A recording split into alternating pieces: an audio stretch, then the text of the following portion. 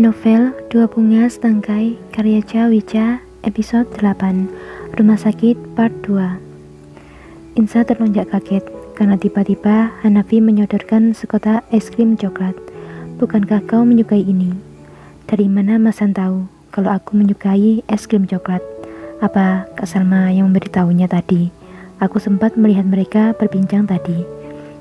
Iya mas, tapi apa tidak terlalu banyak membeli es krim sekotak begini? Satu toko pun akan aku beli jika kau mau. Hehe, Masan, bisa aja. Aku serius. Apa mau aku borong biar kau bisa makan sepuasnya?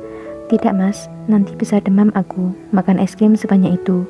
Apa Masan juga suka es krim? Aku menyukainya mulai sekarang. Sambil tersenyum menggoda, Insa pun tergigit pelan, lalu menerima sekotak es krim itu dan berjalan diiringi Hanafi menghampiri ayah dan Salma. Ayah jadi ingat masa kecilmu nak? Iya Han, Insa dulu selalu menunggu datangnya hari Minggu. Dia selalu merengek minta es krim coklat kesukaannya. Salma mengunyah camilan sambil menggelengkan kepala. Apa kau tak malu pada suamimu In? Sudah sebesar itu masih saja minta es krim. Mas Han yang membelikannya kak, bukan aku yang minta. Menjawab cemberut karena malu Salma telah mengejeknya. Benarkah? Bukannya kau yang memintanya, kau malah ingin aku belikan es krim beserta tukunya tadi. Has dengan senyum menggoda istrinya. Mas Han, bukannya Mas yang mengatakan itu. Insa malu sendiri dibuatnya. Ia berpaling melihat Han dengan penuh tanda tanya. Iya, aku cuma bercanda, diselingi dengan tawa kecil kemenangan. Jangan aneh-aneh Insa, jangan merepotkan suamimu. Ayah menjawab dengan santai sambil meminum susu tanpa gula yang dibawa oleh Salma tadi. Diteguknya sedikit demi sedikit di lamunannya. Ia mengingat-ingat kembali kapan terakhir ia meminum susu. Jangankan membeli susu untuk dirinya, untuk makan sehari-hari pun dia harus membagi untuk kebutuhan lainnya. Dan pembahasan tentang es krim dan masa kecil Insa pun terus berlanjut sampai diselingi kalimat-kalimat menggodahan maupun Salma. Perbincangan mereka sejenak terhenti karena ada seorang perawat yang memanggil Han. Selamat siang Pak Han, maaf mengganggu. Dokter Arya memanggil Anda untuk datang ke ruangannya sekarang. Sambil menganggukkan kepala sopan. Baiklah, mari kita ke sana. Menjawab santai dan menelan es krim lumer yang ada di mulutnya.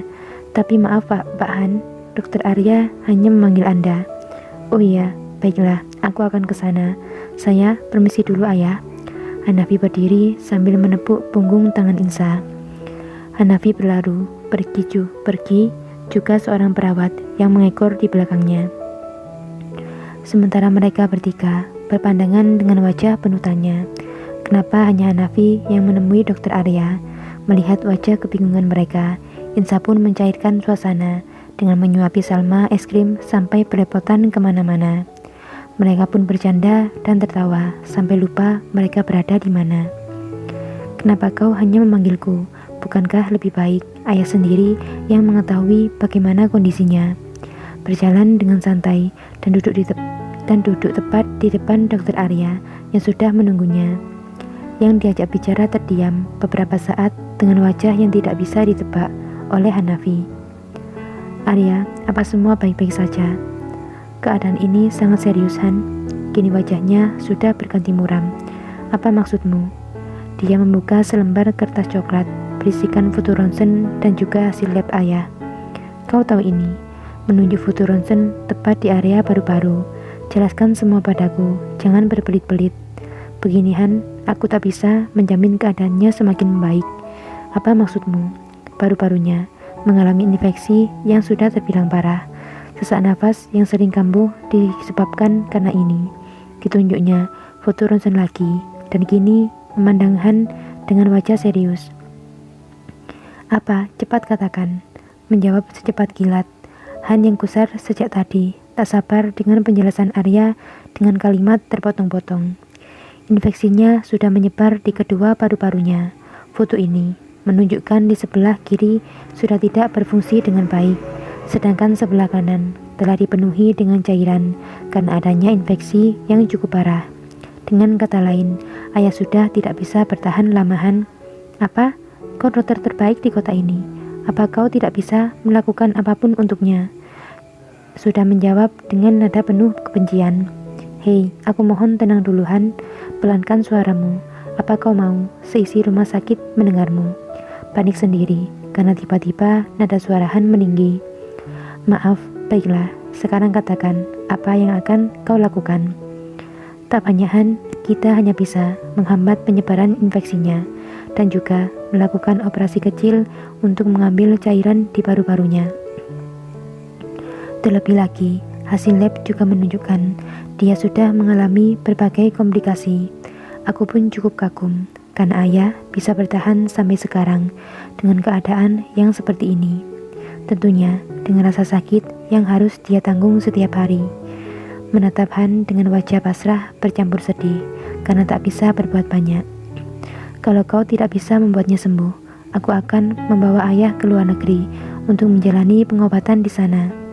Sudah mau beranjak dari tempat duduknya dengan penuh amarah dan tatapan kebencian pada Arya. Dengan cepat, Arya menarik tangan Han untuk tetap duduk di tempatnya. Han, dengarkan aku dulu, duduklah, tenangkan dirimu. Aku pun ingin ayah sembuh, tapi dengan keadaan seperti ini, membuatnya tetap bertahan, hanya akan menyiksanya Han. Sudah mulai tenang, karena Han kembali duduk dan mendengarkannya. Dia mengalami komplikasi. Kita tak tahu rasa sakit seperti apa yang dia rasakan setiap hari. Lalu, apa yang harus aku lakukan Ar? Aku tak mau kehilangan sosok ayah untuk yang kesekian kalinya. Aku mohon, bantulah dia Ar, aku mohon. Ada air ketulusan yang mengalir di ujung matanya. Di bayangannya, masih terlihat jelas beberapa tahun lalu saat dia kehilangan sosok ayah yang dia sayangi, yang bahkan sampai sekarang masih belum ditemukan di mana jasad orang tuanya. Semua kehidupan bahagianya hilang begitu saja dalam sekejap. Itu yang membuat Hanafi terdiam mengurung diri selama beberapa hari di dalam kamarnya dulu. Kehilangan orang tuanya adalah hal yang tak pernah dia bayangkan sampai sama sekali. Apalagi saat dia masih berusia muda dan dia harus mengemban banyak harapan ribuan karyawan di bawah naungan Wijaya Group. Kini, apa yang akan dia katakan pada Insa tentang keadaan sebenarnya sang ayah yang menaruh banyak harapan padanya? Insa, maafkan aku. Bersambung.